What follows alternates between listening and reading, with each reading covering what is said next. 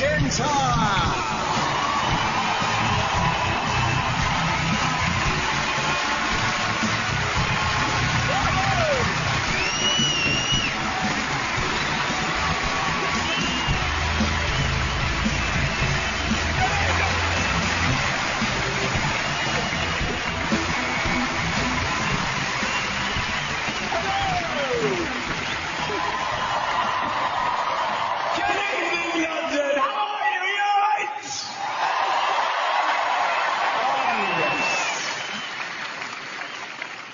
What a year it has been, ladies and gentlemen. 2012, I mean, thank God I'm performing in this year. This is the year that London became probably the greatest city on earth. I don't know how long it's going to last. This very room, ladies and gentlemen, this very room, people won Olympic gold medals right here. It was incredible.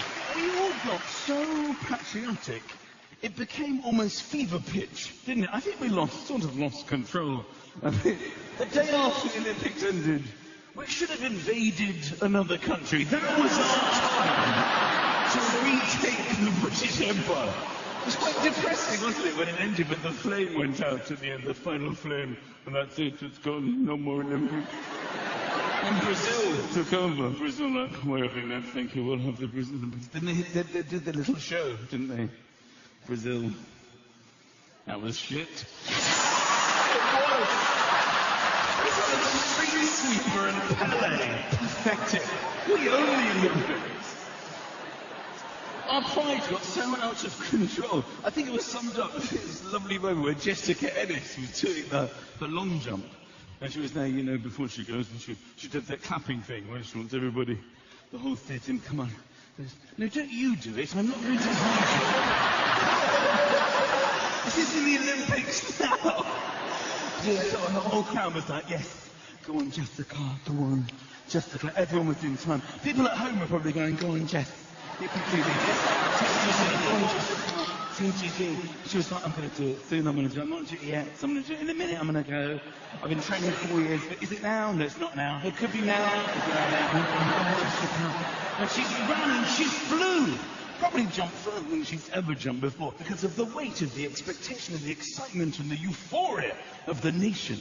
Then her major rival stepped up next, some woman from Liechtenstein, who for some reason decided to do the same thing to the British Olympic Stadium.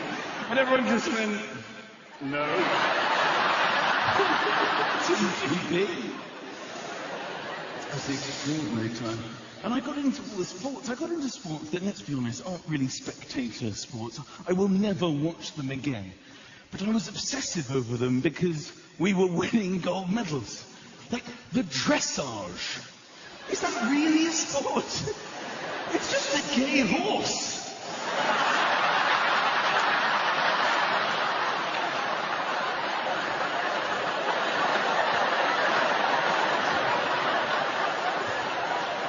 Even the person on the horse is like, it's not really a sport, it's just a gay horse. All the horse ones were quite shit, if I'm honest. But the equestrian centre was just around the corner here. They were so posh, it was strange seeing sort of middle-aged, upper-class men winning gold medals. Because they were so uber sort of posh. They had those lips, you know, that sort of move independently of what they're saying. They'll be saying one thing, but their lips will be doing completely the opposite. Thousands of years of inbreeding, and basically the lips have a life of their own at this point. Before I even wake up, the lips are moving. Good morning! Sometimes I finish a sentence and the lips carry on without me. I don't know how they scored it. Did you get more points the more you look like the horse? Is that how they actually competed in the Somebody give me a carrot! The cycling. Who knew we were so good at cycling? And why didn't they just cycle round as fast as they could? What was that weird sort of paranoid one where they...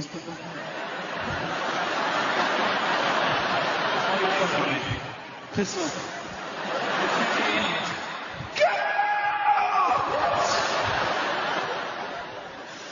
And the taekwondo, did you see that? Unbelievable, that's not really a sport. We're only allowed to use one leg during it. Fuck off. Why don't you fuck off? This is my gold medal! Although the beach volleyball, let's be honest, probably the greatest thing I've ever seen in my entire life. The fact that was on the BBC in the middle of the day. Normally I have to be at home alone online to get this level of excitement going on. I don't think I've ever used the pause button quite as much in my entire life. And if you were under any doubt of what you were supposed to be looking at, they would point to their own arses between points. This is basically the area to focus on here. And the women's I also enjoyed. I'm kidding, leave it. Even Andy Murray won. That's when I knew something was up. When Andy Murray caught the Team GB bug, he hasn't even lost since. He's incredible. I actually met Andy Murray once. I met him in a restaurant. I don't know him. He was eating. I was eating. I saw him. He was quite inconspicuous because he was in his home clothes. We've never seen him in his home clothes. He had like a polo neck. He was eating a plate full of normal food. It's not like he was sitting in his, in his kit.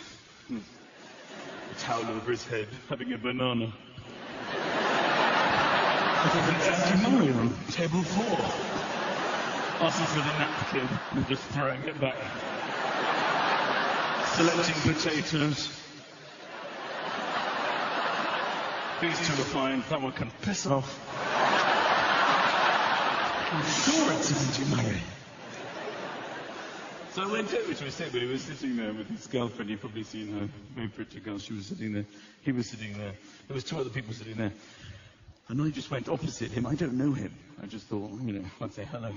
I should have said, excuse me, sorry to bother you. These are the classic ways to interrupt people who don't know. But I sort of panicked. I just identified him. I just went, Andy Murray. He stopped eating and went, Michael Mcintyre. I said, I love you, Andy Murray.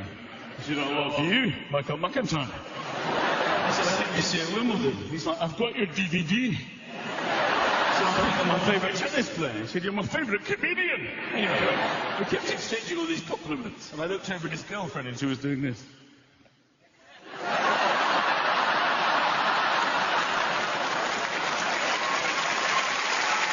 This is funny. And the umpire. Seriously, what kind of a job is tennis umpiring? Any baby could do that. They just sit in a high chair saying juice. That's my favourite joke. But let's be honest. I think, personally, of all the heroes this year, and there have been many, the Queen has surpassed herself. That whole... Good evening, Mr. Bond. Are you kidding? She was in James Bond. She parachuted into the Olympic Stadium. Our Queen did that. What a hilarious nation we are. Okay. This also in her Jubilee year, 86 years old. She's been on for 60 years. We've celebrated her Jubilee. You probably remember that in London. That was fun. I'm glad she survived it. I mean, the first day we put her in a boat for 6 hours without letting her sit down in the wind and the rain. She's an 86-year-old woman. Prince Philip is 91. 6 hours with nowhere to sit. It was freezing that day. He got sick, didn't he, at the end of it? I think he faked it. I think he got off the boat and went, sorry, how many more days do I have to put up with this shit? 3 more days. It hurts when I pee. I'm going to hospital.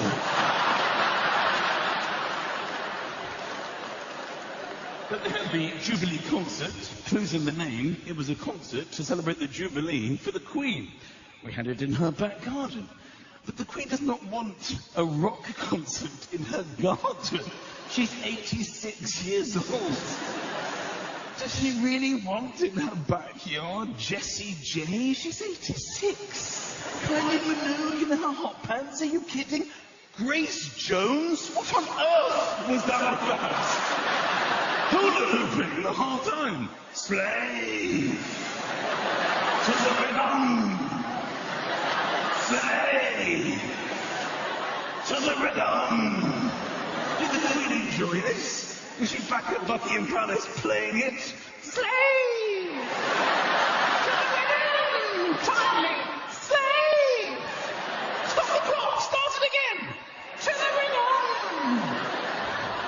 Look who's back from hospital. Slave to the rhythm. I watched on TV. It was wonderful fun. Throw one on me. Slave. The corgis.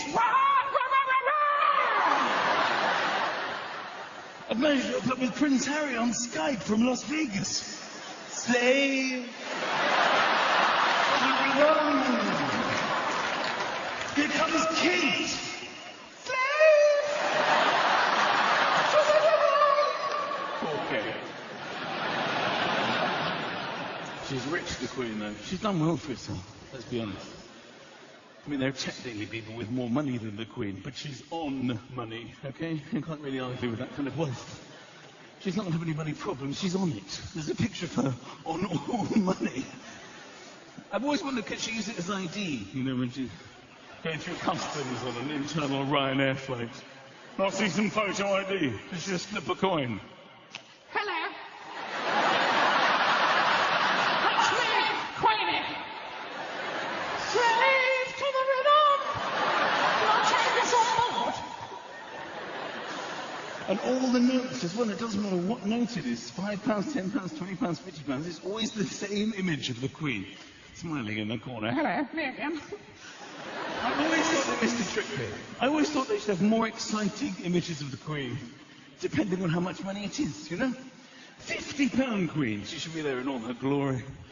Robes flowing, crown jewels, diamonds everywhere. I'm £50 Queen. Check me out. Boom. 1p Queen, she used to have a dressing gown on, rollers in her hair, bit of top lip hair, cigarette on the go. I'm 1p Queen. Want to see the real me? Earn some fucking money.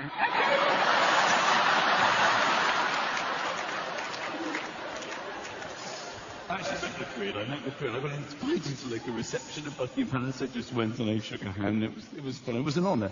It was probably the most exciting post I've ever received, you know, when I got the invitation in the post. Because most days post is quite boring, you know, just bills and rubbish. But this day, something seemed to be glowing in the pile. I was like, what on earth could this be? It was heavy when I picked up the envelope. Sort of had silk woven into the fabric. My name was written in fountain pen, calligraphy. The end just went on forever. This is the most exciting bit I've ever got. I turned it over, there was actually a seal on it, a red wax seal. I was like, oh, I'm going to Hogwarts. I was so excited. Children, Daddy's a wizard. Go to Wingardium. So I opened it up, you know, with my finger. That's what modern people like to do. We just rip it open, we just find a bit, rip. Because old people, they used to have little swords. I miss the swords. Why don't we get swords? Old people would have a little sword, they would do battle with their posts. Old people's desks are hilarious. Little mini swords, blotting paper, paperweights. How windy are their houses? So I opened it up, the envelope, which, by the way, I'm a big fan of envelopes, you know. Postcards I never understand. I don't really understand why people write postcards, because you don't know that everybody's going to read your postcard. It's like public viewing. It's a nonsense. You know for a fact, every time you write a postcard, the postman is going to read your postcard. So I always leave something a little mischievous when I send one. Dear Dave, still having those sexual fantasies about the postman?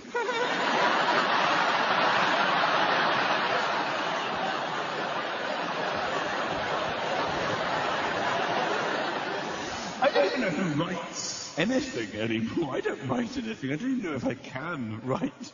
I type everything on the computer. I don't think I can live without spell check. I'll tell you what's really bugging me at the moment is people who have the same name that is spelled completely differently. I am so sorry for all of you people, and I know there are many in this room tonight. It's such an odd, unnecessary waste of your life. Like Sarah with an H, or Sarah without an H. Sarah without an H is pronounced like this. Sarah. And with an H. Sarah. But Sarah has spent the whole of her life doing it. Is Sarah with an H? With an H? That's with an H. Is that with an H? No, there's no H. Sorry, there's an H. You put an H, there's no H. There's actually no H. What a waste of life. Like Stuart with a W is pronounced like this. Stuart.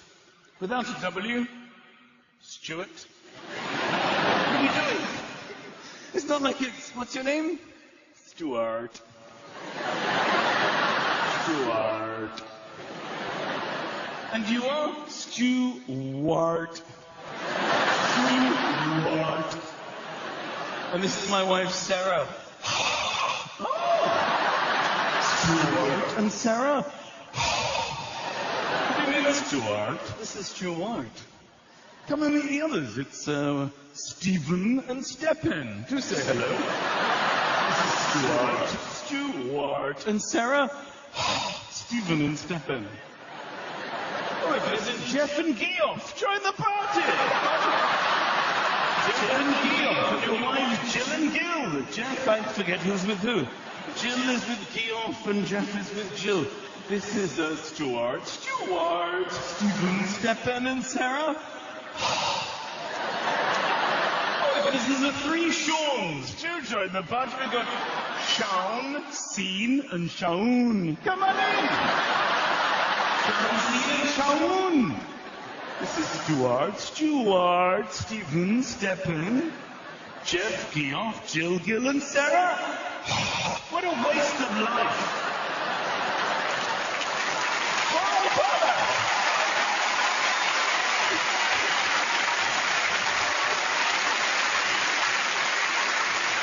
Just continue applauding if you have one of these names that comes with a little story. You poor things. Suffering. What's your name? Hannah. With an H? Yes. Hannah with an H. Oh, at the end. Sorry.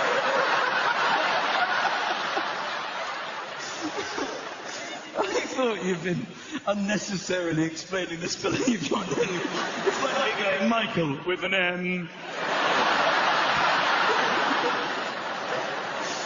Who else? What's your name? Wayne. Everyone's laughing because there's only one way to spell it. But let's see what your parents decided to do. W-A-I-N. That's just a massive error. You need to change that. Why would you do that? Wine.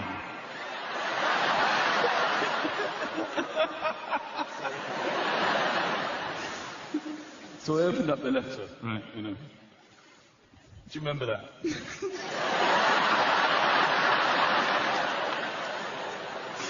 is now yesterday's post. Dear Michael, the master... I'm reading the letter now. Dear Michael, the master of the household. That sounds very exciting. Who's this guy? Right. The master of the household would like to invite you to Buckingham Palace to meet Her Majesty the Queen. RSVP master of the household at buckinghampalace.com. Couldn't believe it. Invited to Buckingham Palace. So I emailed back almost immediately. Yes, dear master of the household, I would love to meet the Queen. Thank you for your kind invitation. Then I signed it, Michael, master of my household. I regretted it as soon as I sent it. Why am I trying to be funny with the master of Buckingham Palace? It's obviously quite a serious person. He's not going to email me back. LOL, can't wait to see you. That's not going to happen. That's what I hope for. He's going to wake up the Queen. Wake up, Your Majesty. The most hilarious email has just come through.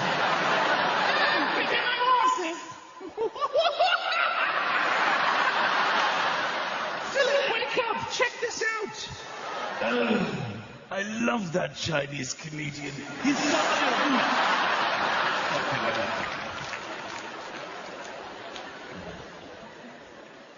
She's got a good fake smile, the Queen, doesn't she? A lot of fake smile she has to do in life. She's honourable.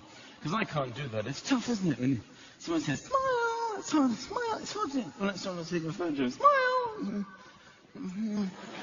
It's always annoying with digital cameras as well, because they take a photo of you, then they delete it in front of your face. It's really quite insulting. Oh, that's terrible. Can we try again? No, we can't try again. I've only got one face. I'll be using this face for all the photos. Let's just see it that way. The one that's really annoyed me, and this has literally annoyed me since I was like a toddler, is when people take a photo and they go, say cheese. And everyone goes, cheese. What? Why are we behaving like that? That is not how people say cheese. This is how people say cheese. Cheese. What's wrong with all of us? You're not in the supermarket pushing the trolley. Excuse me, mate, do you work here? I'm looking for the cheese.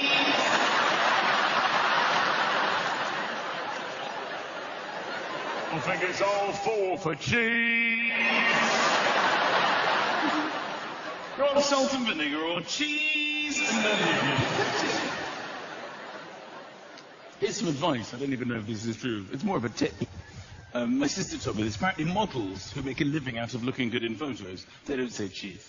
They say prune, prune, prune. Because it makes them pout. Prune.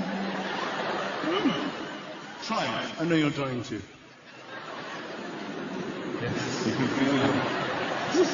Slightly awkward.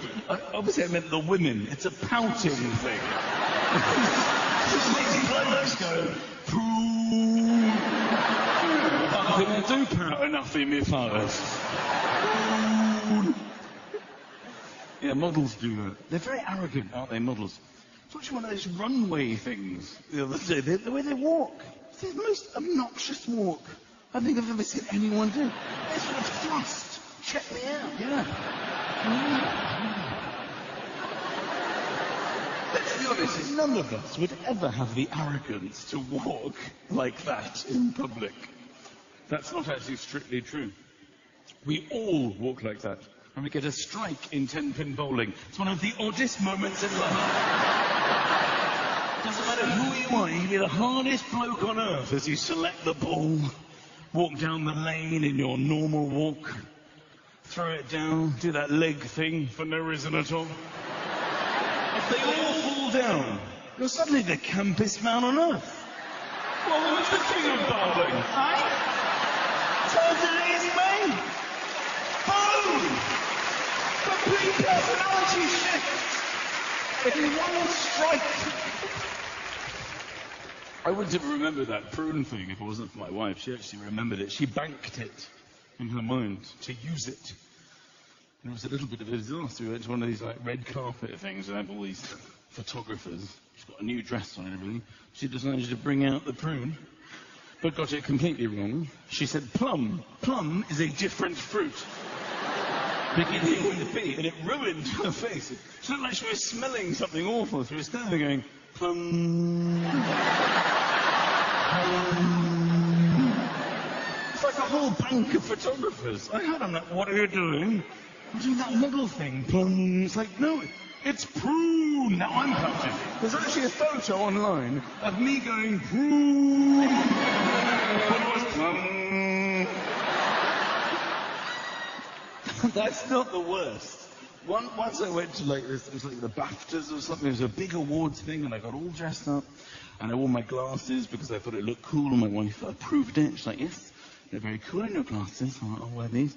She got a beautiful new dress. We went down red carpet, flash bulbs everywhere, signing autographs, famous people, and then you sort of pose for like official photo. Here we are, we've arrived. And I went online the next day to see the photo they used. And I've got to tell you, when I saw it, I nearly threw up. I was as shocked as you're about to be when I saw this photo of me. I looked really angry. I was standing there like this, going like that. But as soon as I saw it, I was like, oh my God. Someone's obviously photoshopped this. They doctored it. It was all over the internet. I never did that. Why would I do that? I'm not insane. Who would go to the BAFTAs and just go, fuck off to all the police? Also, I don't do that. That's not something I'm not a finger flicker, you know. You can probably sense it's not something that comes particularly naturally to me. I don't know how people do it. Do you start early and then bring it into play? Or just sort of reveal it? Yes, I don't like you. Because people do it to me, rude people, in the car. I think it reflects badly on my driving. Sometimes they drive past me and just leave their finger out the window. For as long as you can see me, fuck off. So I phoned up my publicist. I said, look, somebody hates me. They've doctored these photos. It's all over the internet. I was livid. I wanted to take legal action. So he demanded to see all the original photos to prove that this has happened to me. And very unexpectedly, it turned out to be my fault. Didn't see it coming. I was pushing my glasses up. Seriously. What kind of an idiot? I have to say the photos did look quite funny. There's me sort of standing there.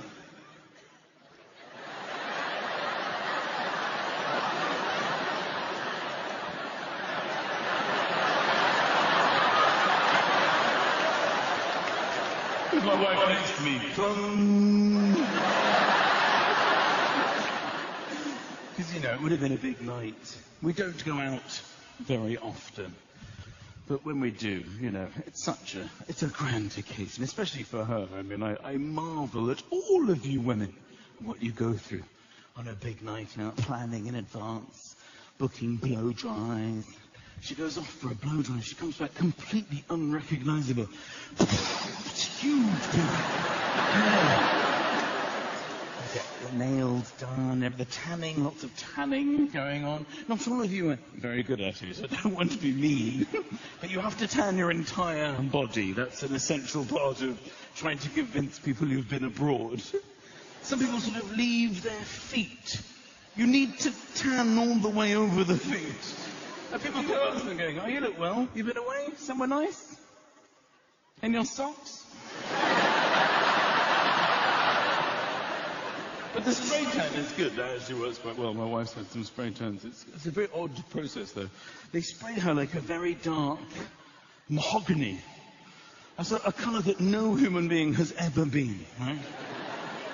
And then she has to wait like 24 hours, and then you wash off the mahogany, and then she's a beautiful golden brown colour.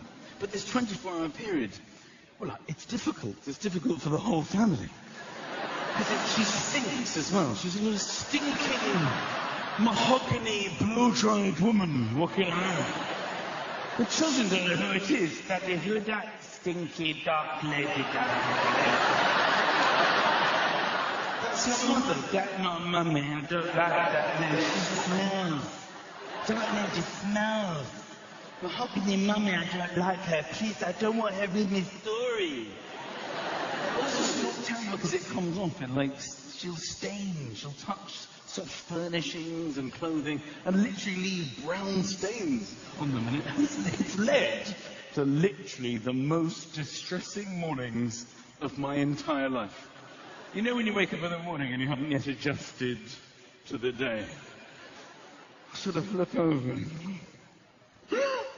she shut the bed.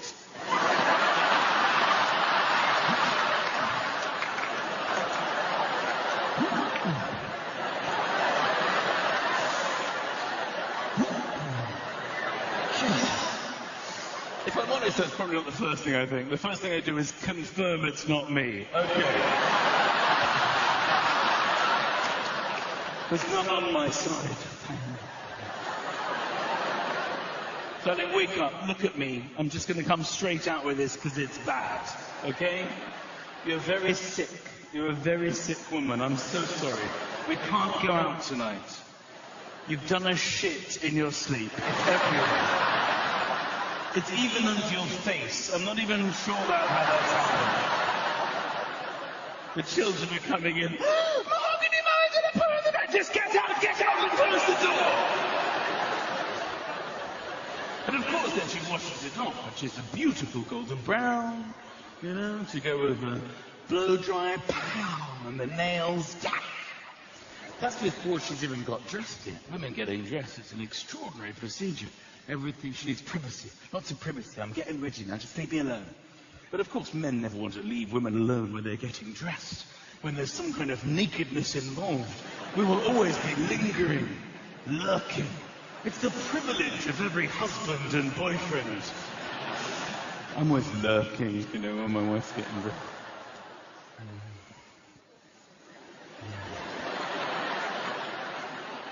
You'd be lying in bed looking at the laptop or just leaning across. Can you just piss off when I'm getting dressed? I'm not looking, I'm just... What pants are you wearing? Just piss off!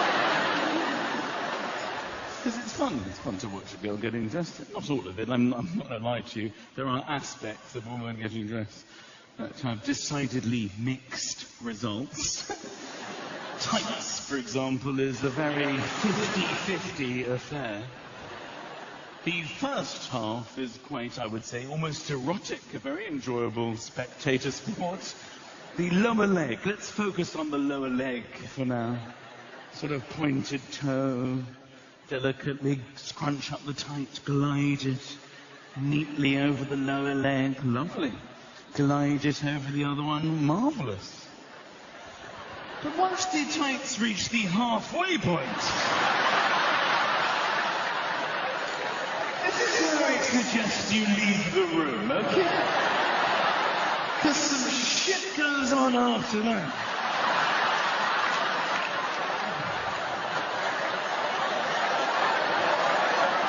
Sometimes I just tug at a crotch for like half an hour.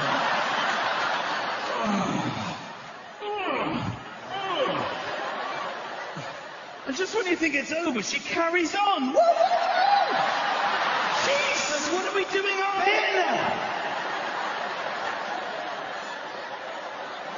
She's just walking around like a baby taking the first steps. Sometimes she looks in the mirror and goes, no, these aren't right. Don't do it again!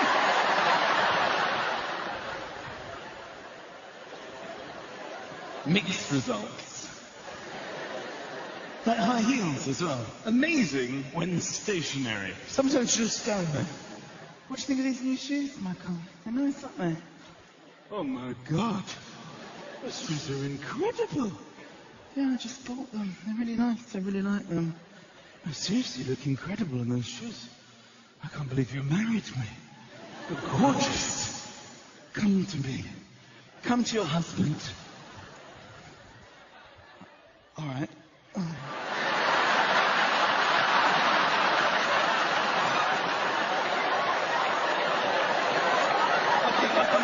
I've got it. You know what? I'll come to you. Let's not spoil this. Jesus Christ. Mixed results. That's before we even watch the face. Incredible. Women don't have to use the face they've been given. I'm so envious of that. You sit and look in the mirror and go, oh, no one's going to be meeting this person. I'll be using these products to create a completely new identity. Men don't have that luxury. There's nothing more depressing than a man looking in the mirror before he's going out at night. Well, that's it.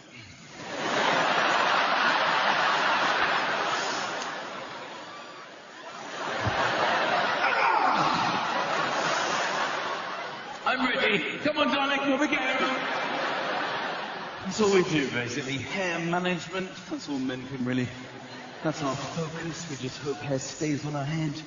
We hope it doesn't start popping out of our nose and our ears. Human beings have a very odd relationship with hair. Some hair we like on our body, others we find disgusting. I think the oddest relationship with any hair on the human body, in my opinion, has to be the eyelash. I just don't understand eyelashes. Why have we decided that eyelashes are magic? They can change the future. It's the most peculiar scenarios when somebody goes, shh, don't move. Don't make a face. Stay still. What? What is it? What's on it? What's on it? Shh. Just stay completely still. Easy. Careful.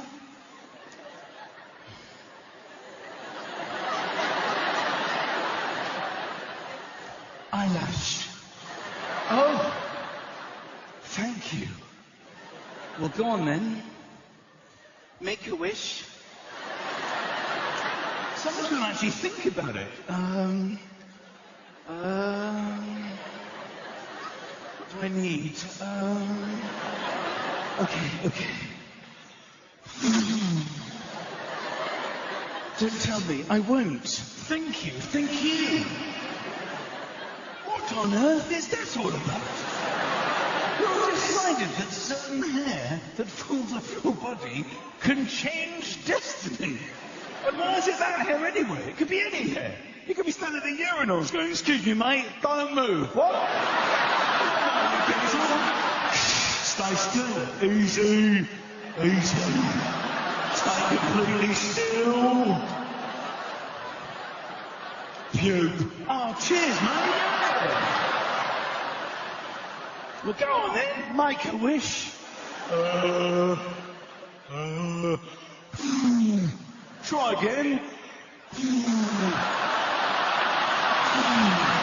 You're trying these off in the blood. Stay there, mate. I'm making a point. It's illogical. There's nothing men can do. There's nothing I can do. Yeah, it lends itself to laziness. I can't speak for other men, but I've become so incredibly lazy.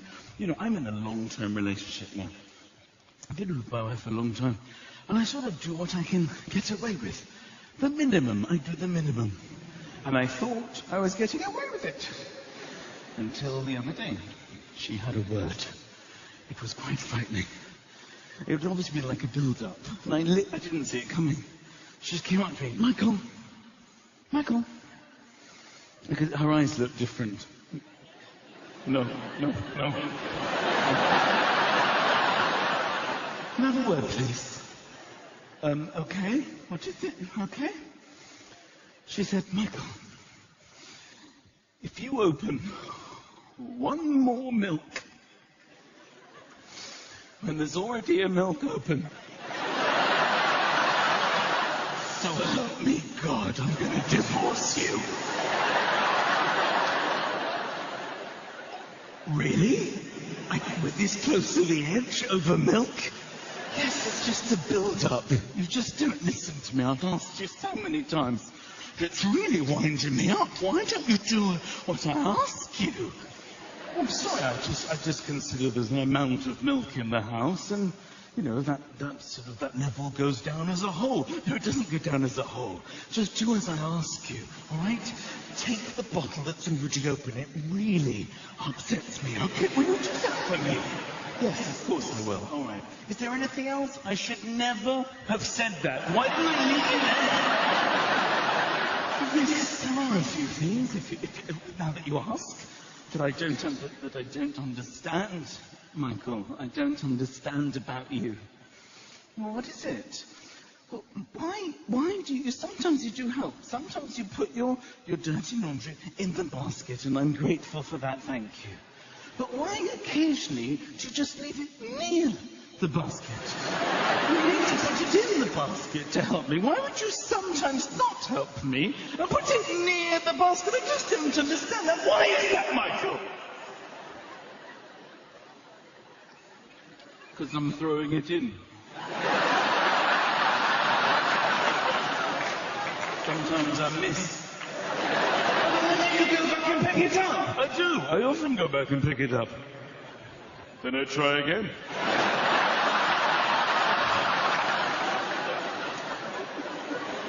Sometimes I'll do that for half an hour. I'm sorry, I won't do that again. Well, you better not, because it's really pissing me off. There's a few more things as well. Do you know that sometimes when you finish a packet of biscuits, you put the empty packet back in the cupboard? Why on earth would you do that? I didn't think you knew that was me. Who else regular, baby. And will you please, and Michael, I've literally, I know that I, for a fact, asked you this 100,000 times since we've been together. Please, will you put your plate in the dishwasher, not next to it? Because next to it, I know you think you're helping, but you're not helping, because it gets cleaned when it's in it, not next to it. Do you understand that? Sorry, darling, I do always help. Every time I finish my food, I always drop it off in the zone of the dishwasher. In the zone isn't helping me. You might as well put it in the fucking garden. It doesn't get clean in the garden, and it doesn't get clean next to the dishwasher. It gets cleaned in the dishwasher. Do you understand me? Why can't you understand that concept? When I unload the shopping, do I unload it next to the fridge, hoping someone's going to finish the job for me? No. When I cook the Sunday lunch, do I put the chicken next to the oven? No, I put it in the oven!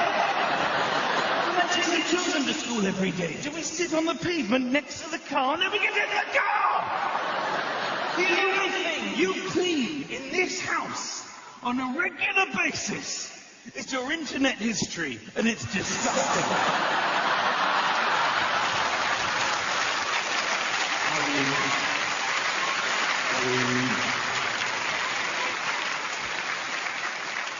Because we are in a long-term relationship. 13 years we've been together. You know, I think we're deliriously happy. And there are people in here in long-term relationships. There are people in new relationships. There are people not in relationships. I suppose the question I'm asking is, how do you know you're in a long-term relationship? How do you know you can start terming your relationship as long-term? Well, I think, if you're interested, I've actually pinpointed the exact moment when a relationship goes long-term. I think it's when, before sex, you no longer take each other's clothes off, but you take your own clothes off independently, because you realize it's more practical and less time-consuming. Because in a new relationship, obviously, you're filled with romance and passion, lots of fiddling with bra straps and belts and ripping. And then, one night, you don't even discuss it, you'll just find yourself independently lying adjacent to one another and slowly taking over.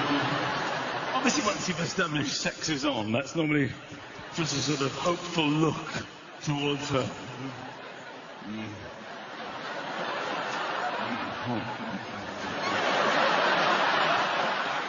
Or she'll do something sensationally erotic, like mute the television.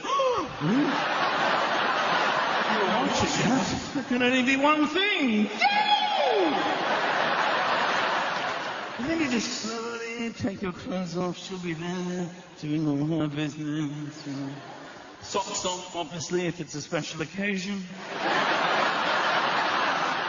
Confirm you're both entirely naked. Right. Let's begin. The relationship has begun. And there's no going back. And it's the same for afterwards as well. You know, in a new relationship after sex, you remain naked for some period of time. In your new relationship, everything's so new. The cover's off you. Look at me. Naked. I'm so comfortable to be naked with you. Should be walking around completely naked. Look at me, completely naked in my new relationship with you. I'm hungry. Let's go downstairs naked. In the fridge with my chili balls in my new relationship. In a long-term relationship, literally the microsecond that it ends, you reassemble. Everything goes back to where it was. The book comes back out, the glasses are back on, the laptop reopens, the television is unmuted. It's like a magic trick. I don't know how couples do it. Somebody could come into a room, survey the scene, walk out for 3, maybe 3.5 minutes, walk back in, the same scene but reach them. How is that even possible? But you have to be careful. You have to be careful in a long-term relationship. You have to respect women because they're so different. Because you can take them for granted, and often, you know, she'll have a word. She'll say, you know, Michael, you've got to be a bit more romantic with me, you know? We've been together a long time now. You've got to make a bit of an effort sometimes. Be a bit more romantic, because I'm a woman. I'm a woman. I've been doing some reading as well recently. I've read 3 books. I'm a woman. And I need to be seduced. This is very difficult for men to understand. Because men don't need to be seduced. We can seduce ourselves when we're not even conscious. When we just wake up in the morning and just, oh. I appear to have fully seduced myself during the night. Yes. Darling, I'm up for it if you're up for it. I'm asleep. What are you talking about? Piss off. Oh, I think we shut the bed anyway. Let's leave it.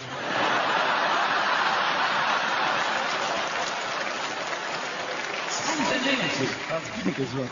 Women love spontaneity. I just don't think men really know what it means. You know, it's got to be a bit more spontaneous, you know. Just be spontaneous there once in a while. Surprise me with something. Be spontaneous. Men don't really know what that means. We think it means do something when she least expects it. That's all we've really come up with. That's literally bending down, loading the dishwasher. I just had a capture in the corner of my eye. Oh, yeah, hello. Shiny. What are you doing? I'm busy. I'm being spontaneous. No, piss off. Sorry, what's wrong with me? I wanted me to be spontaneous. I was reading the paper and then I tried to have sex with her. It's a completely spontaneous. The definition of spontaneous. I can't win.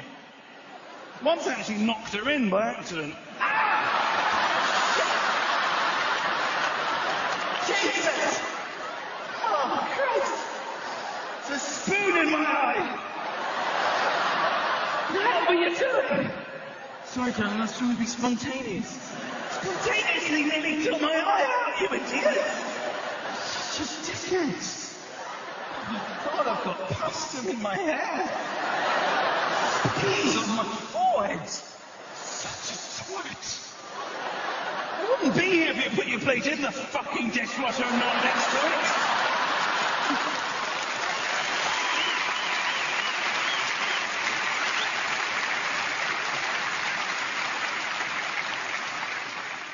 So who put their tickets online? By way of applause. Online people. Online! Good. Yes, online booking. It's easy-ish, isn't it?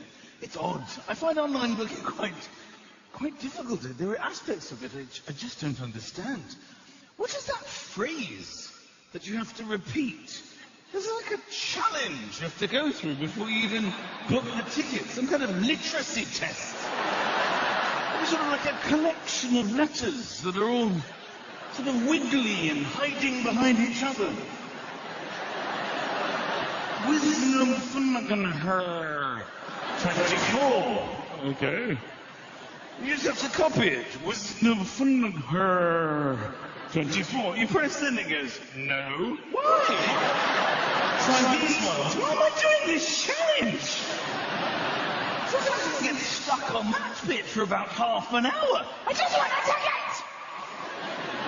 When you get through to the registering, I just hate registering things online. It just winds me up. I don't want to join all these companies. I just want to get the product. I hate it when I look at a booking form and it's all empty. I just put everything in, you put your name in, put your address in. Sometimes when you click country of your address, every country in the world comes up. Because it's an unbelievable number of countries you have to scroll through. Also, one of the problems with living in this country, we don't actually know where we live. There are too many options. You have to look for all of them. England, you hope for England, because it's nearest to here. No, not England, England not there. Or Great Britain. No, not Great Britain. Okay. All the way to the United Kingdom. You have like cramp from getting to the United Kingdom. Why are all these countries there? I don't understand it. I was booking tickets the other day to the View Cinema on the Finchley Road, okay, to see the Avengers or something. Who is coming from Uzbekistan? Why? Is it there? Surely the only country that should be on the list is the country you're in. It's a local cinema. Angola is the first one on the list. Who's in Angola going, today I would like to go to the cinema in North London? I'm so sick of my local multiplex. This is like a 2:30 showing the same day. How would anyone get there from Angola? We will charter a fighter jet, and we will travel as a family. The view cinema, Finchley Road, it sounds exotic. I will see the Avengers there, and then we will fly back immediately.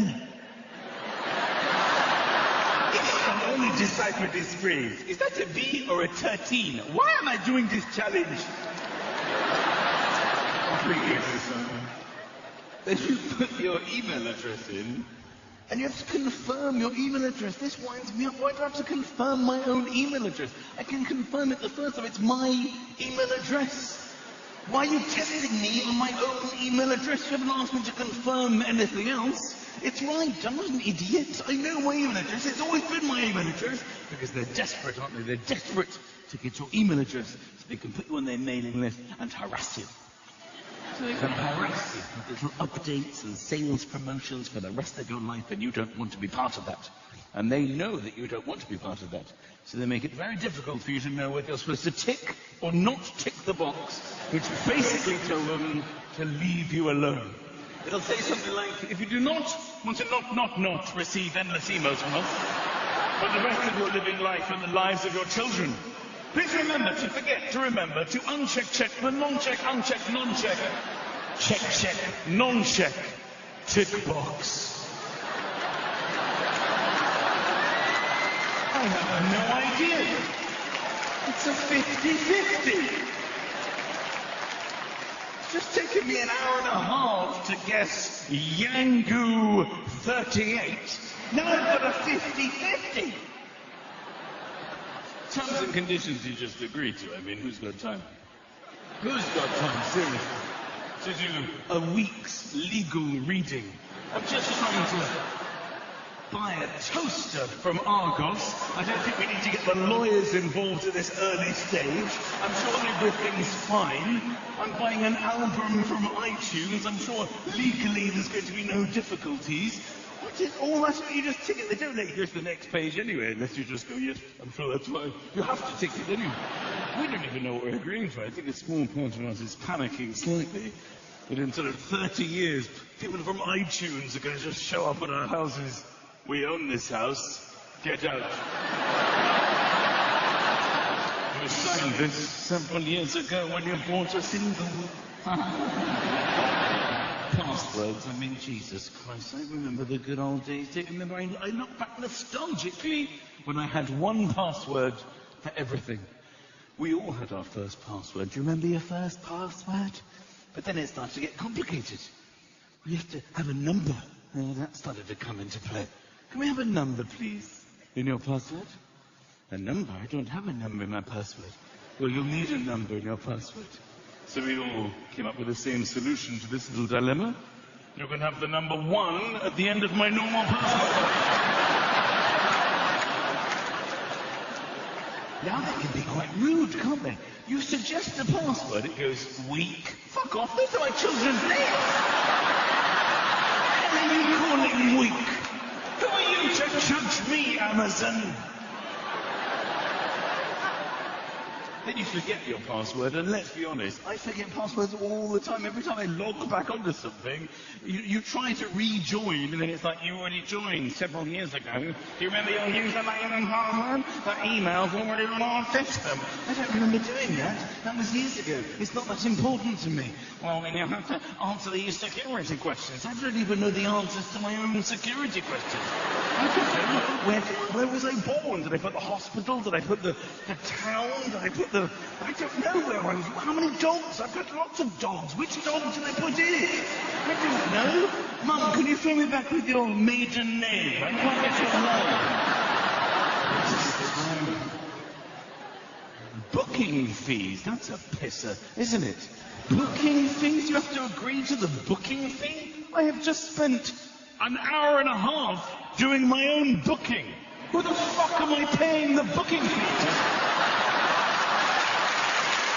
To any booking fees. They're stealing hiding from us. I'm doing the booking. You strike off my children's names, and then you take money for no reason. But of course you agree to that because you're already in. You're already an hour in. Of course, so whatever money you need at this point, I will agree to. You put your credit card details in, the last 3 numbers on the signature strip, and you fill it all out, and you're quite proud of yourself. Look at that. I've done it. And you click next with confidence.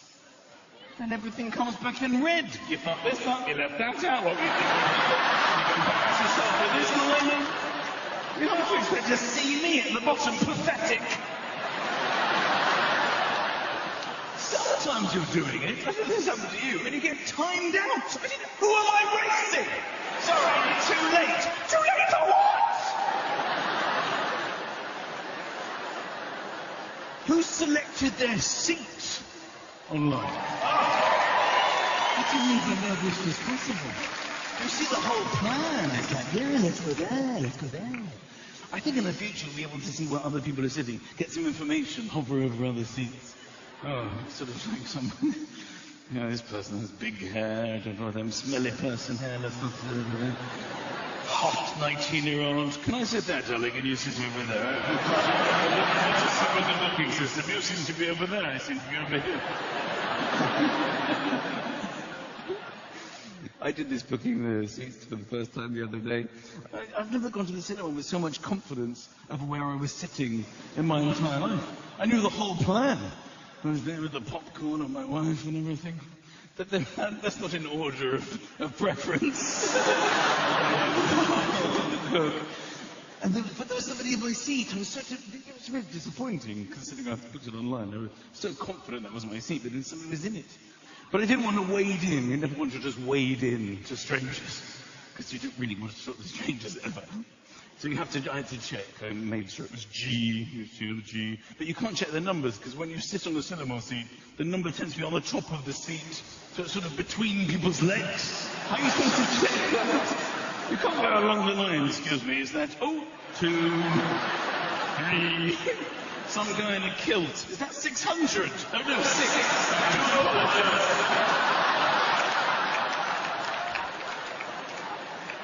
She was like, come on, tell them it's your seat. So I was like, oh yeah, it's my seat, That's what I've got my tickets. I booked it online, I selected this.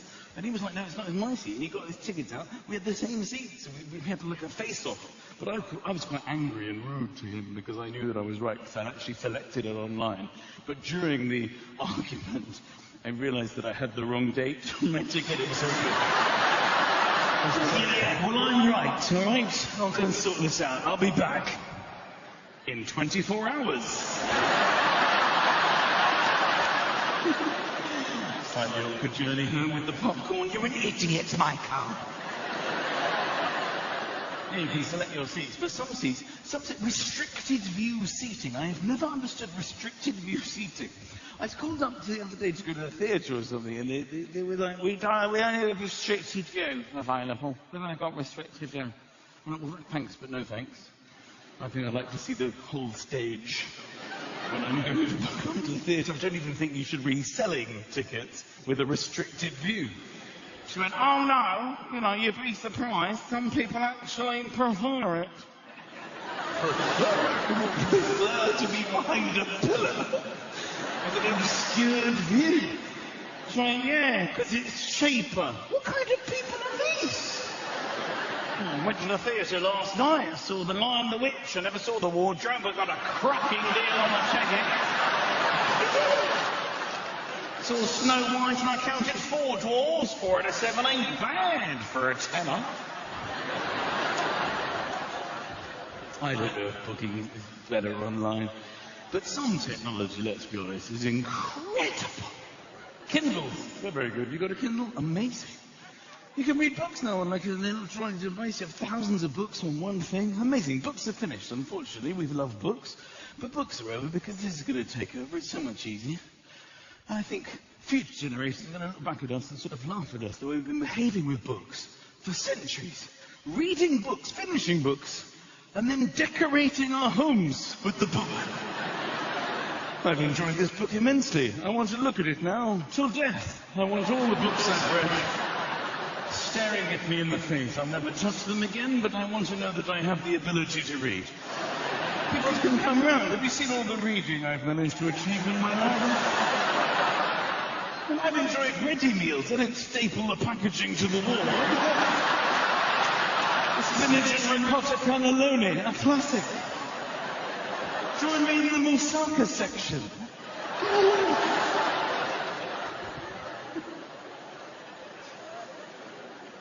The phone, obviously, I couldn't live without the phone. I mean, my mobile phone. It's my whole life. I check it all the time. I think I'm going to get a bit mad. I check it in the morning before I even open my eyes. I have the phone in front of my face. What has happened while I've been sleeping? But it makes you paranoid, doesn't it? Phones make you paranoid. I hate it when people don't text me back. It really winds me up. I did that the other week with a couple. We had a nice time. My wife and I went to dinner. We laughed, we joked, we split the bill. You know, I think we hugged at the end. I sent a text in the car, classic text. Lovely to see you. We should do this again sometime. Send. Whoosh. I expected within moments to get a doo-doo along the same lines. Lovely to see you too. I got nothing. Nothing. This has literally pissed me off. For weeks. It's just rude. Because he's obviously got my text and just taken it. You know, it is lovely to see me. And carried on with his own life. It's human interaction, it's courtesy. It's the equivalent of me getting up, standing in his face and going, that was a lovely night, we should do this again sometime. And him just going...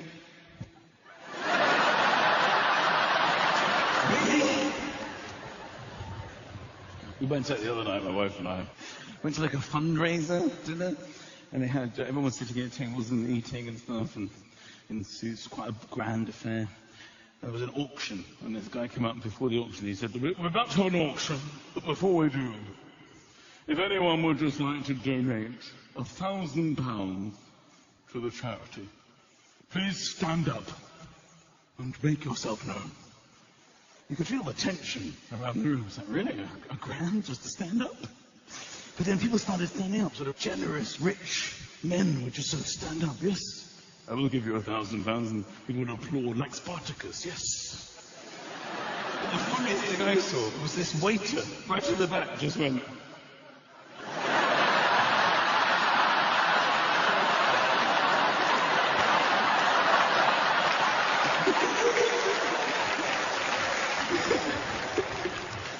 Yes, the phones make you paranoid. It's like that. You ever get that phone call when somebody calls you completely by accident, like sat on their phone, and you just hear noises from their life? And you pick it up, you just hear sort of them walking along.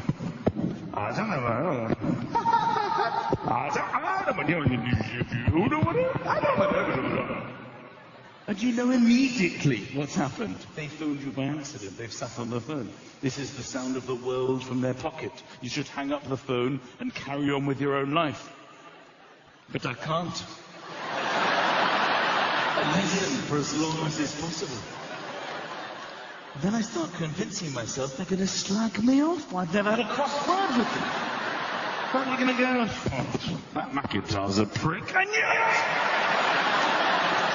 Bastard! I was right to listen for 1 hour, 32 minutes and 12 seconds. But the world is changing, you see. The world is nothing to do with us anymore. It's all about the children. It's just changing so quickly, moving so fast. Technology. A good example of this was I was in the car the other day with my children. And you know when kids are going, are we nearly there yet? When are we there today? When are we going to be there? We're nearly there yet. Because of sat-nav the other day, my 4-year-old said, Daddy, have we reached our destination? That's what we wanted to. I've got 2 children, Lucas and Oscar, Lucas with a C.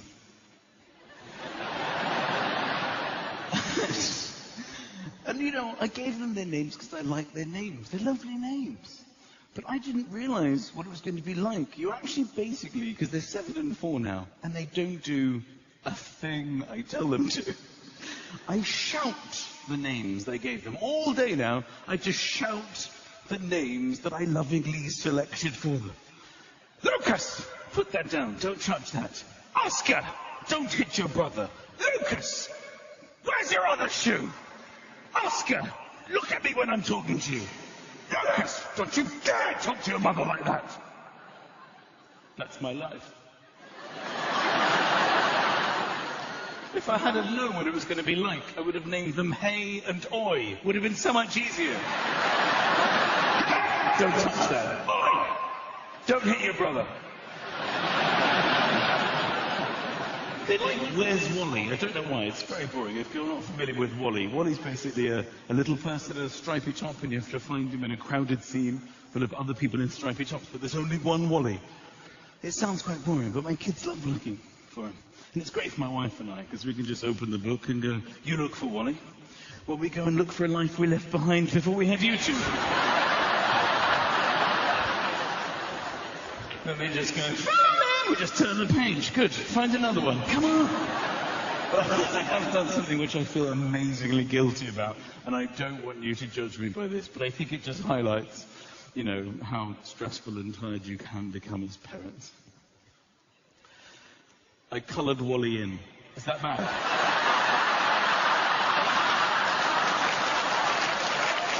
There's no Wally. They've been looking for 11 days. I went to Zenith last weekend. We needed the break. But they're very clever little children. It's amazing how absorbent of information they are. And because they need to learn everything. That's what children have to learn, everything in the world. But they learn like useless information as well, like adverts. We know that adverts are rubbish propaganda, just nonsense. But they think it's like factual information. The other day, my 7-year-old Lucas came up to me and said, Daddy? It's like, yes, darling? He said, have you been accidentally missold PPI? What are you talking about? You could be entitled to a refund of up to £3,000. Come on, bitch! Shut up! Recently, Ozzy, my 4-year-old, slipped on the kitchen floor. I went over to see if he was okay, obviously. He threatened to phone injury lawyers for you. Which I think was entitled to 100% of the compensation. But I try, you know, we all try as parents. You try to look after them, so you try to entertain them. I mean, that's the hardest thing. You know what it is? If you live in London, I took them the other day to the park. Took them to the monkey bars. Remember the monkey bars? Sort of series of parallel bars, sort of swing. I could never do it when I was a kid. I can do it now. I just walk across. Hello. Who's the daddy? You're my daddy. It's a saying. He doesn't understand. Anyway. But my son, he can't do it. Bless him. He wants to do it so badly. He's got so much determination.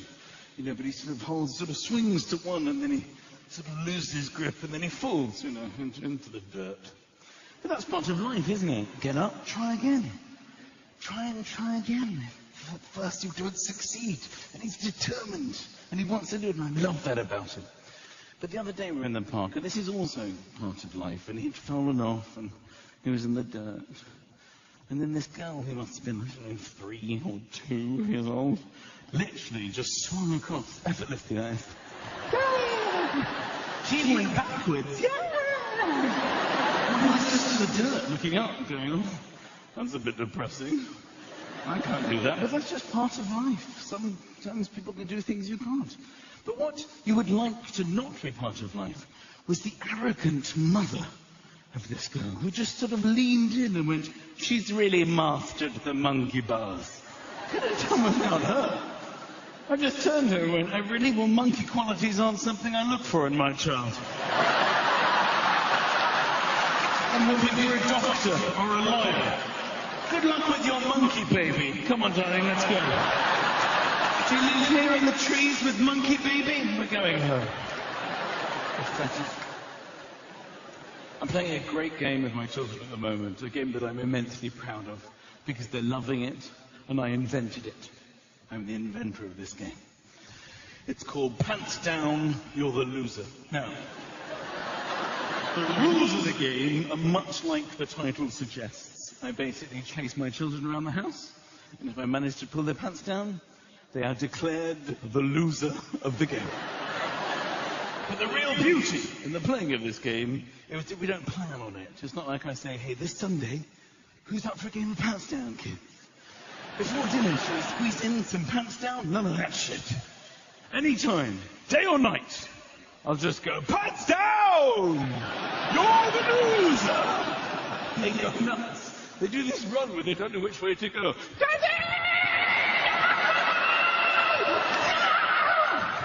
They sort of thrust their arse away from me.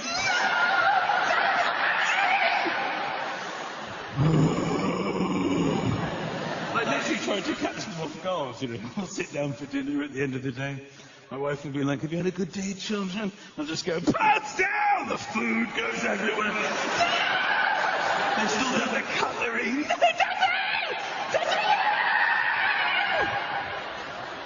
I did it once in the middle of the night. My wife nearly killed me, but it was worth it. It was hysterical. I got up to see, I was like, pants down! They're up in their pajamas in the dark. Daddy, where are you? Daddy! I think they collided with each other in the corridor. I did it the other night when they were in the bath. They had no idea what I was talking about.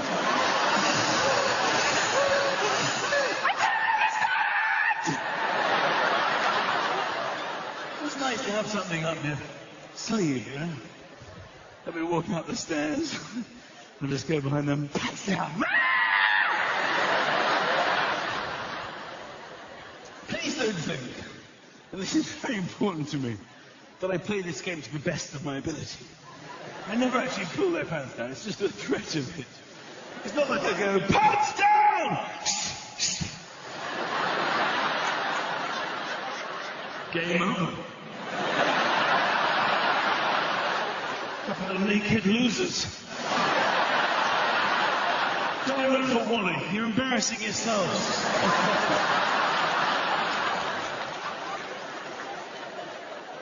Another great way to entertain children is play dates, you know? Get a friend around from school. Go on, your friend's here. Go on, your friend's here. Go and play. Go on, you two. Go and play. The other day I had a friend over, Josh. Really sweet. 7-year-old, you know, came into my office, actually introduced himself. How polite is that? Shook my hand. Hello, sir. Hello, sir. Blue. Nice to meet you. My name is Josh. Well, you're a very polite young man. Nice to meet you too. You can't help but look at your own child. Why don't you do this? Then I was like, come on, you two. Go and play. Then my son went, Daddy? Yes, darling? Can we play pants down?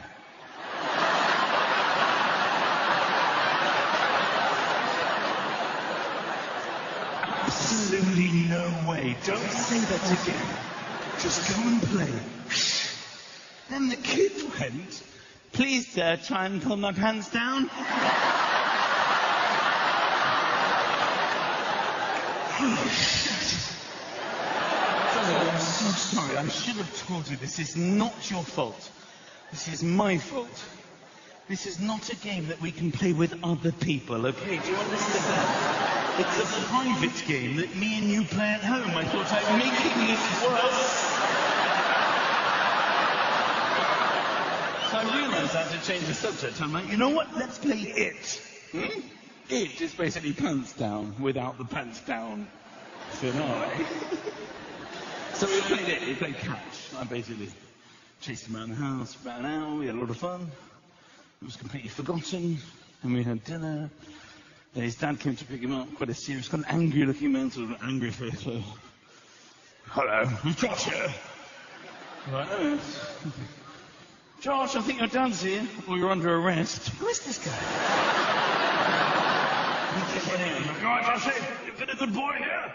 So, oh yes, Daddy, we've had so much fun. We were going to play this game where Lucas's daddy tries to pull my pants down.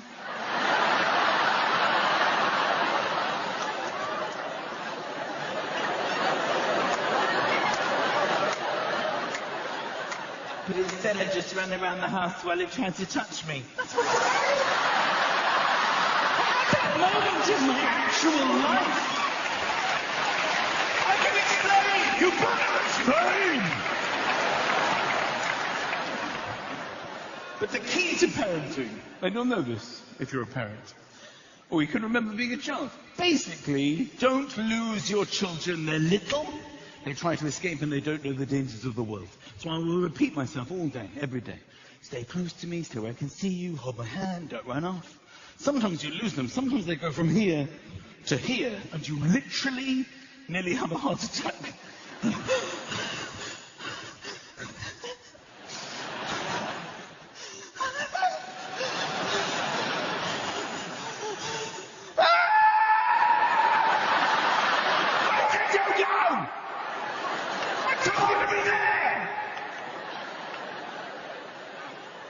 This is why I don't understand hide and seek. Who invented hide and seek? This is the stupidest game imaginable. It's a game that revolves around losing your children. Why would you ever want to lose your children? It's dangerous. There's dangers out there. I always cheat, okay? It's a big facade when I play hide and seek. I'm not going to let my children hide even in my own house. You know, there's danger. They could hide in the tumble dryer. They could dry themselves to death. Well, I'm such like an idiot. I'm under the table. No, they're in the tumble dryer. I'm not having that. They can just leave home, just get the passport. I'm going to win this game. Taxi! Taxi! No, not risking that. So I cheat, and I always know exactly where they are. 7, 8, 9. I see where they go. They go behind the curtains. It's their little feet sticking out the bottom. They're safe. They're behind the curtains. I fake the whole thing. Are you under the table? No. But I know where they are. They're behind the curtains.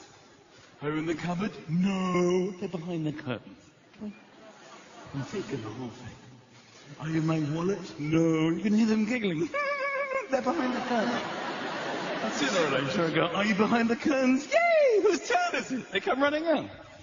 The other day we played this. I had no idea how they did it. They outwitted me. It was horrific. I was like, are you under the table? No. Are you behind the curtains? Where are you? This is no longer a game.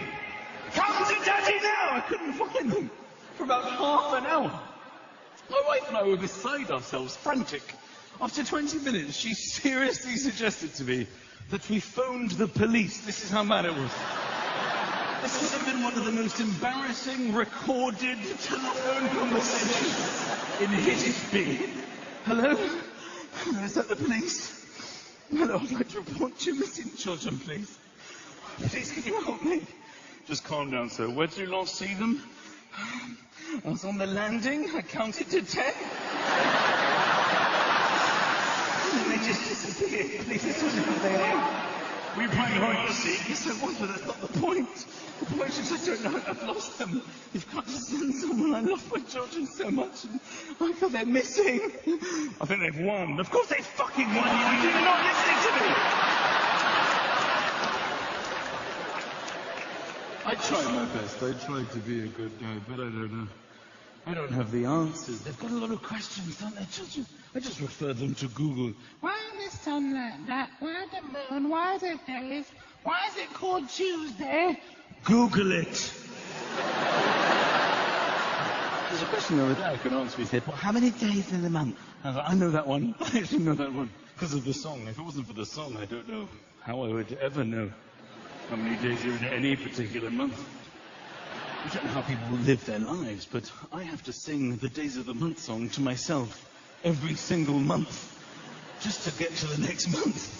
30 days of September, April, June, and obviously you stop at the month you're in. You don't sing the whole song. If it's September, you just go, 30 days, that's September. Mm-hmm. It isn't a song. It's a helpful song. It's probably got the worst last line of any song ever written. They couldn't seem to accommodate February into the rhyming structure. It's got a caveat at the end of it.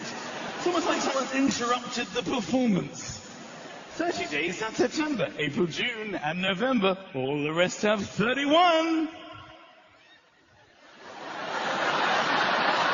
Except for February.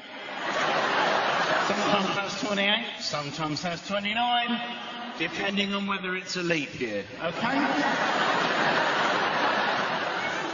have a caveat at the end of a song. All you need is love. You've got to consider food and shelter. There's other things as well.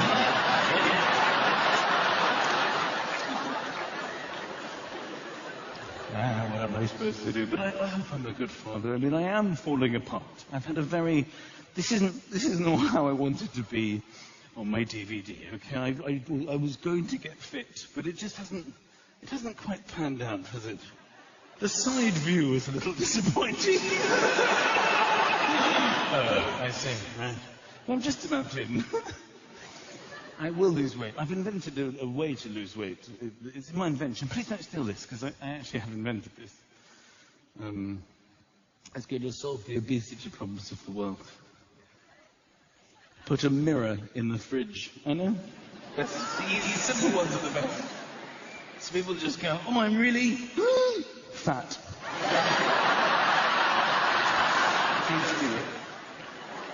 But the truth is, I haven't been able to get fixed. I've had a lot of injuries. I've hurt myself a lot this year. Don't feel sorry for me. I tore my calf. I've had an operation on my knee. I dislocated my shoulder last year.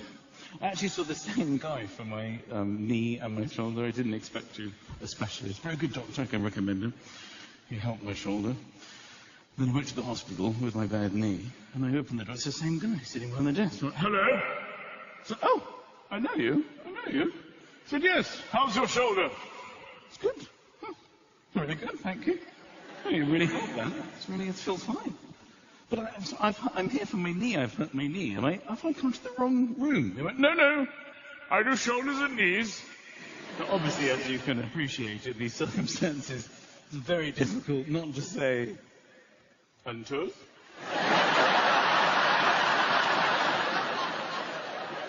But he hasn't heard the rhyme. What kind of a lunatic?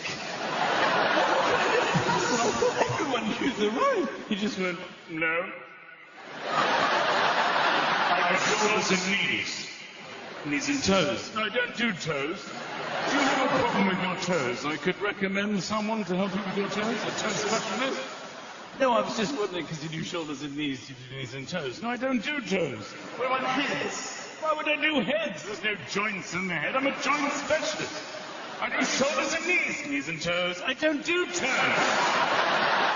What about eyes and ears and mouth and nose? How many things are wrong with you? I do shoulders and knees and toes. Get out! I've also had 5 teeth out this year. Okay? That's mad, I know. 4 wisdom teeth, all of them, and another tooth I've had to have out because I've had terrible trouble with my teeth.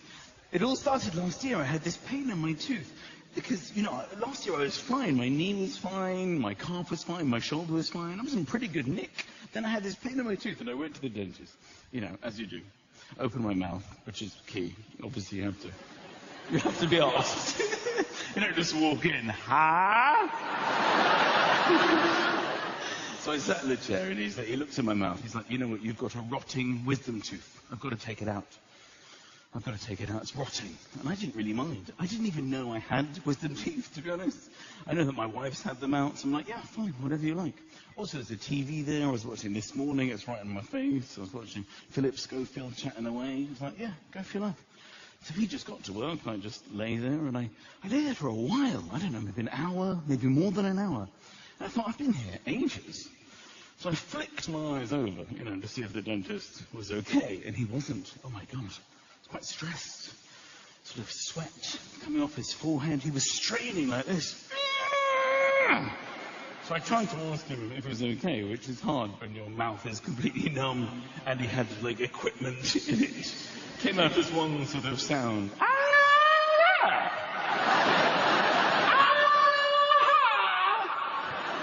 Just one noise. Like a Northern Irishman saying mirror. That's an odd moment. Mirror.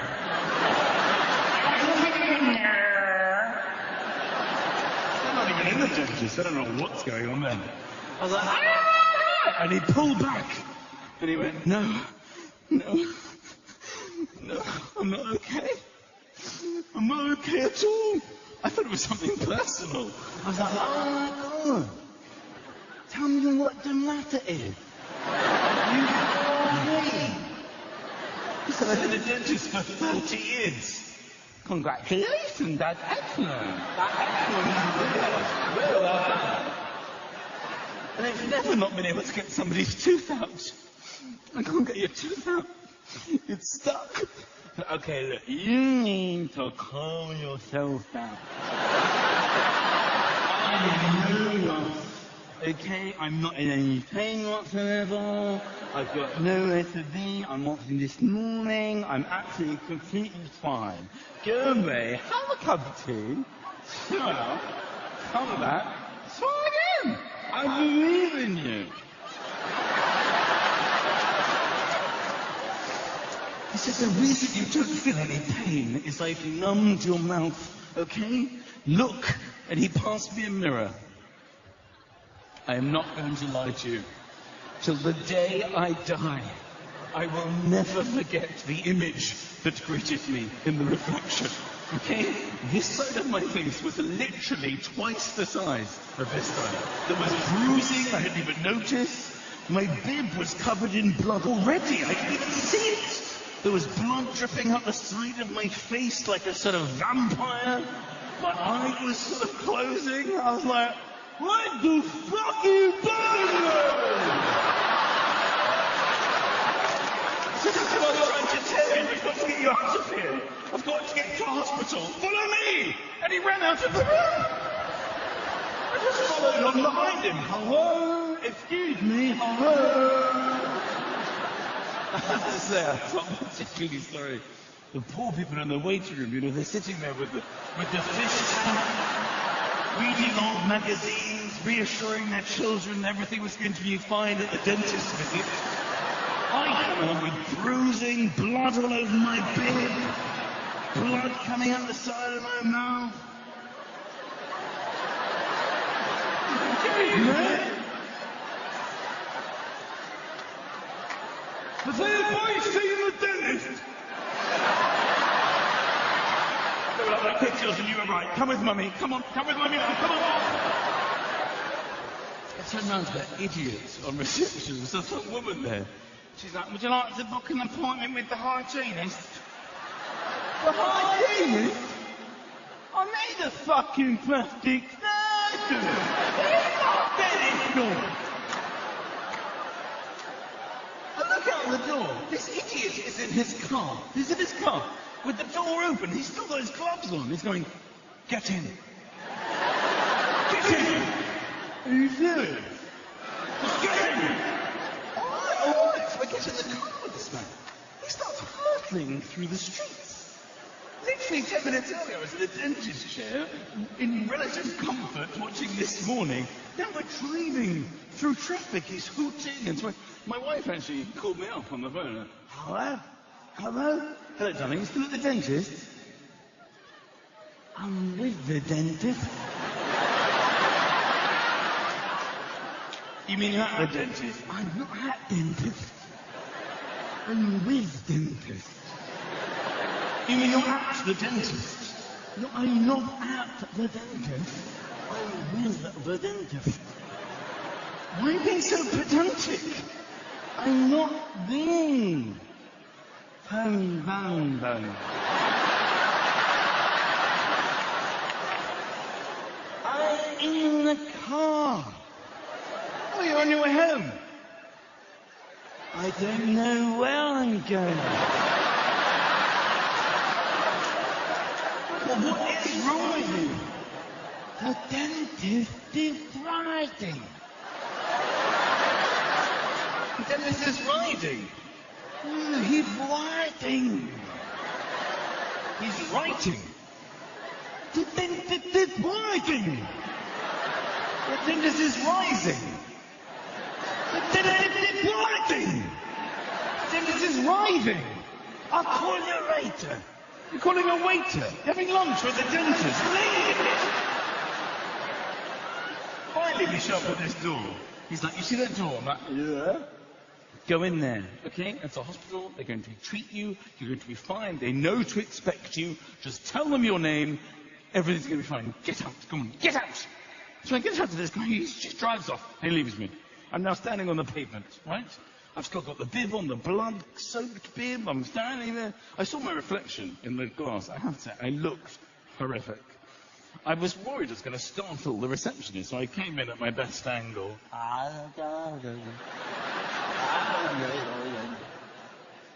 Hello, sir, can I help you? Yes, I was wondering... She said, oh my God! Oh my God! Have you been attacked? No, I haven't been attacked. I don't go out in the bib expecting assault. I've been attacked so many times, I now wear absorbent clothing. Apparently you're expecting me. Okay, sir, can I take your name, please? Now, the problem is, and you'll know this if you're a local anesthetic, you can't move your lips. I have no control of my lips, and you need that to do certain letters of the alphabet. The M, for example, greatly requires lip work. M, and I couldn't do it. I need that to identify myself. So she's like, can I take your name, please? Yes. It's Mcintyre. Mcintyre.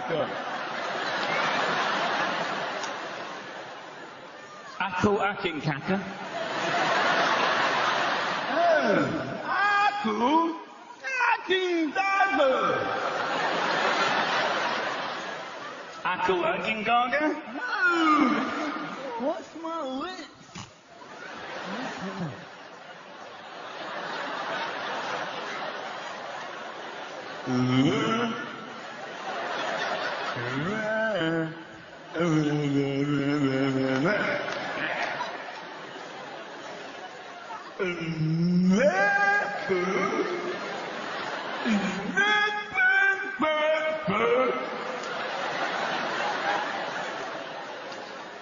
Right, okay, I think the best thing for you to do is if you head down the corridor, take a seat in the waiting room, and we'll try to get to the bottom of this, okay? Now, I'm not going to lie to you. I was quite pissed off she didn't recognise me, okay? I've done quite a lot of television. I know that this side of my face was pretty much, you know, unrecognisable, but this side was fine. I tried to jog her memory as I went down the corridor. I'm waiting for the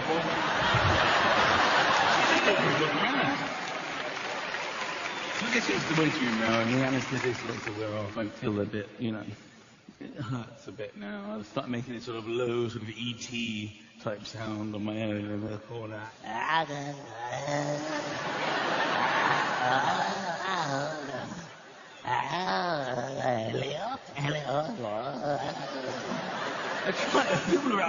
tried to be nice. I tried to look at other people in there. Thankfully, I think for everybody, the nurse came in quite quickly. Mcintyre?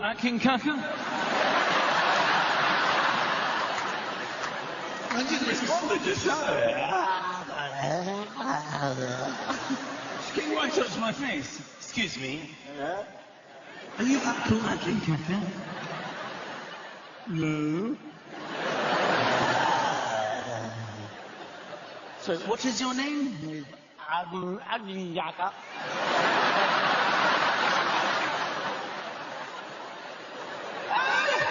That is actually me. Sorry, chap.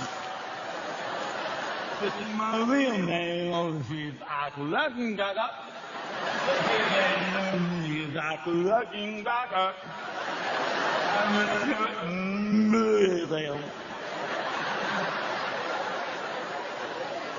So they take me up into this room, sort of private room, and she's really nice to me now. She's like, oh my God, you've had a terrible day, haven't you, sir? I have. I had a real horrible day. Please, help me. Like, yes, don't worry, don't panic at all. We do this all the time. We're going to give you a general anaesthetic. We're going to take your tooth out. Everything's going to be fine. If you just want to take all your clothes off and pop this hospital gown on, we'll take you straight through to surgery. So, all my clothes off.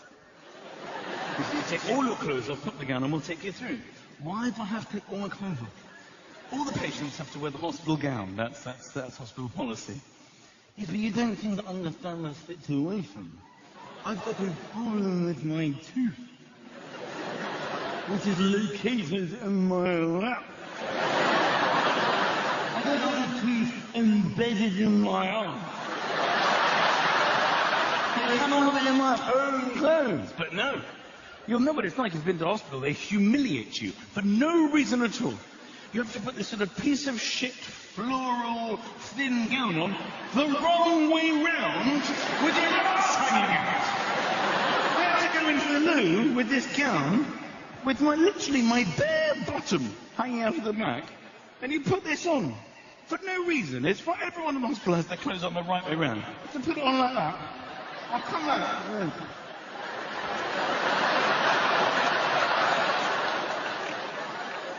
Fasten forward. Yes, that's perfect. Fuck off, it's perfect. I've got a tooth hanging out, and now I go none out. There's no reason why I have to have none out. It's disgraceful, it's despicable, it's deplorable. It's abhorrent. What on earth are you going to do for me? Unto general aesthetic that requires access to my ass. Unpleasant. There will be repercussions. There'll be what? Repercussions! Don't you get so with me, Mr. Akinkaka. For the last time, my name is Akinkaka! Now I have to follow this woman down the corridor, literally down the corridor. There's no way I'm going to walk down the hospital corridor with my arms just flapping away here. So people just happen to be behind me looking at my ass. No, that is not going to happen. So I go down the wall like this. Unbelievable. There's no reason why I have none. Somebody is actually doing the same thing towards me. All right, quickly, easy. Thank you. Finally, they lie me down on a hospital bed, and I'm thrilled now because my arse is concealed. I'm happy. The anaesthetist comes in, a very serious, sort of quite old man. Hello. I'm the anaesthetist. I'm going to give you a general anaesthetic. I'm going to knock you out. I'm going to give you a small prick on your left arm. You're going to be knocked out immediately. You okay with that, Michael?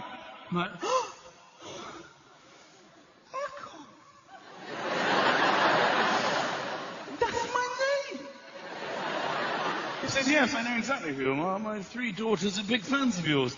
Oh, that's very kind. Thank you. Then he put the needle in my arm, and he went, my wife and I not so keen, and put me out!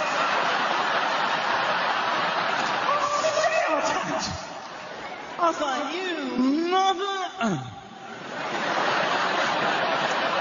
I woke up, I don't know how many hours later, 2 or 3 hours later, I didn't know where I was.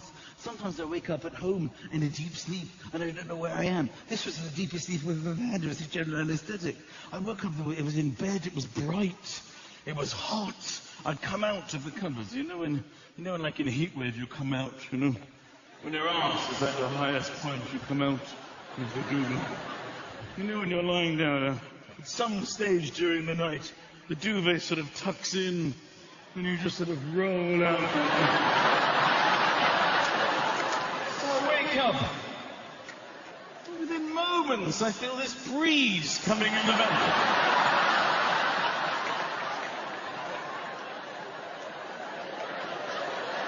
So I turn around to see my entire family standing there. At which point my son said, pants down, you're the loser.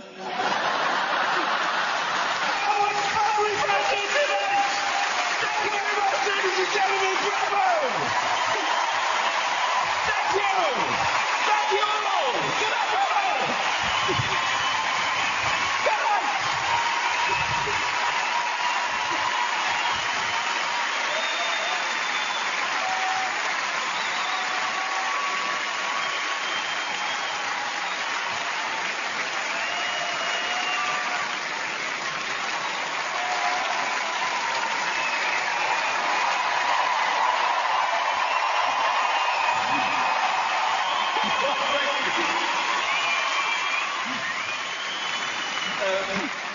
First of all, I'd like to say thank you to all of you for being here tonight, for coming to see my show. I mean, I depend on you. Without you, I'm nothing.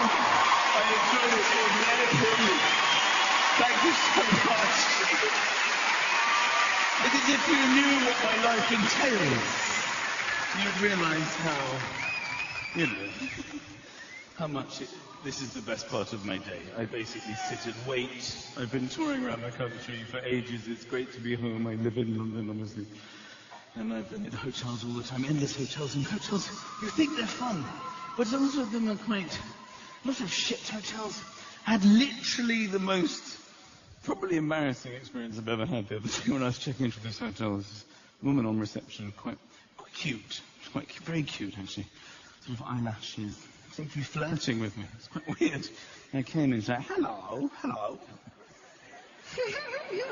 Hello. Hello, she had an accent. I don't know where she was from. She was from somewhere else. Hello. I came in with all my bags. So, hello, are you checking in? It's always an odd question, isn't it, when you walk into a hotel for the first time with all your bags? No, I'm pole vaulting. Is this wrong? It's just... It's so funny. Can I take your name, please? Can I take your name? So, yes, it's Mcintyre. Mcintyre. It's Michael? Michael? Yes, Michael Mcintyre. Okay. You're with us for just the one night? So, yes, just one night. I'm just with you for one night. Not with you. You understand. I'm in the hotel. It's so funny. Would like newspaper in the morning. Would you like newspaper? So, no, I'm fine, thank you. I'll be fine without, thank you. Would like wake-up call? Would like wake-up call? No, don't phone me. I'll be fine, thank you. Thank you. Then she asked me, which I suppose is a normal question, because it was just me for the one night, how many keys I wanted for the room. And she went, do you want wanky?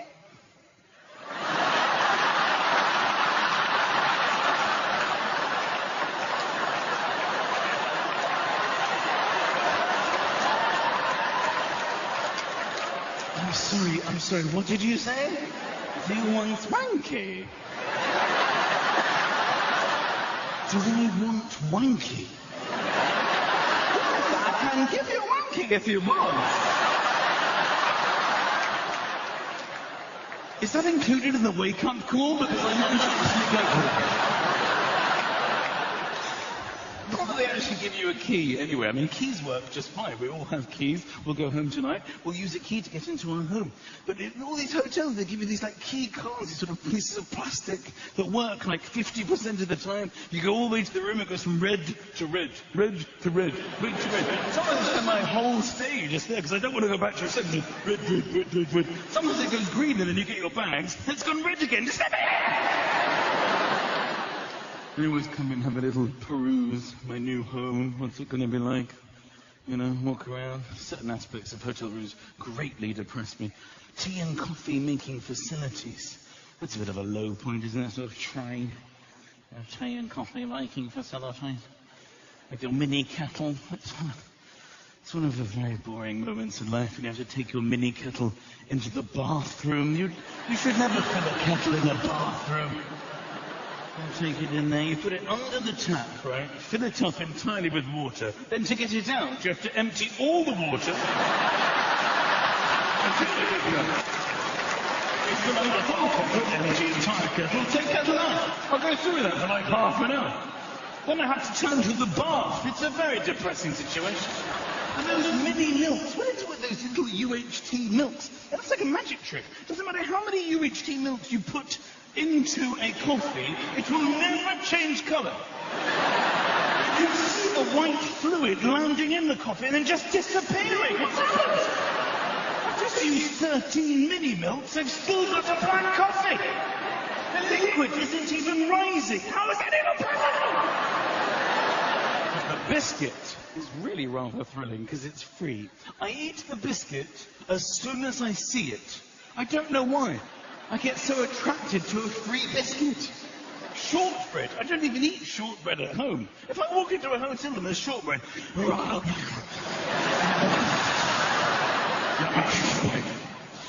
just drop the wrapper. I'm not at home now. Yeah. But opening drawers at random, empty, and I check them all. There's never anything in them. Empty, empty, empty, empty. Oh, there's a Bible next to the bed, so you can pray for an upgrade. Thanks for your help. Oh, can I just ask while I have you all here, who at home on their beds, by way of applause, has a duvet? Duvet people, reveal yourselves. Duvet people! This is not what I expected. Who doesn't have a duvet? One person. Okay? So what I want to know is why literally in every hotel room I stay in, am I strapped into sheets? Sometimes with like a brown blanket on the top. Just a World War II evacuee, give me a duvet like everybody else has. And that makes the bed so tight that when you get in it, you're sort of trapped in it.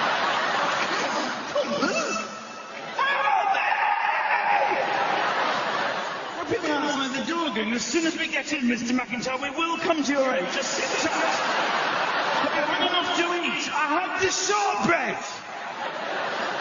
I'm praying on the Bible. Save me, God, from these shit sheets. And the things they think you need in hotels. Oh, my God. Sewing kits. Sewing kits? Are they kidding? Who is sewing in hotel rooms?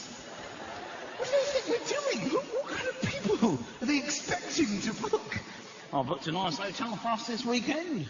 Gonna catch up on our tailoring, I thought. Maybe some Bible study, have some black coffee, sleep on the outside of the sheets. It's party night. Are you kidding? Have you ever forgotten your toothpaste in a hotel? They give you enough toothpaste for one tooth. Thanks for your generosity. That's lovely. In the bathroom, oh my God, it's unbelievable. The more expensive hotel you stay in, literally, there will be lotions and potions and bottles for things you didn't even know existed. Bottles everywhere. The cheaper the hotel, there will be like one bottle that claims to be everything. Oh! Be shampoo, conditioning, body wash, shaving cream, toothpaste milk.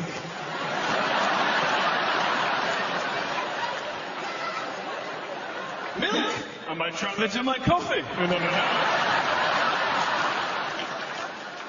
And inappropriately sized towels. These drive me crazy. You come out of the shower, and there's like 15 towels that get smaller and smaller and smaller. Towels that don't go round the human body.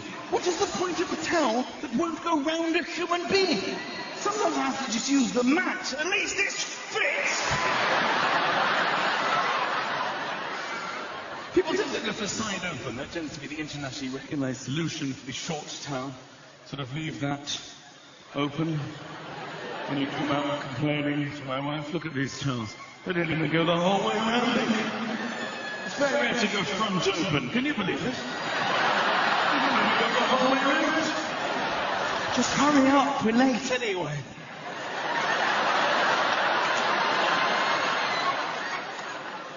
Once I got the sewing kit and I sewed up all the towels to make a huge towel.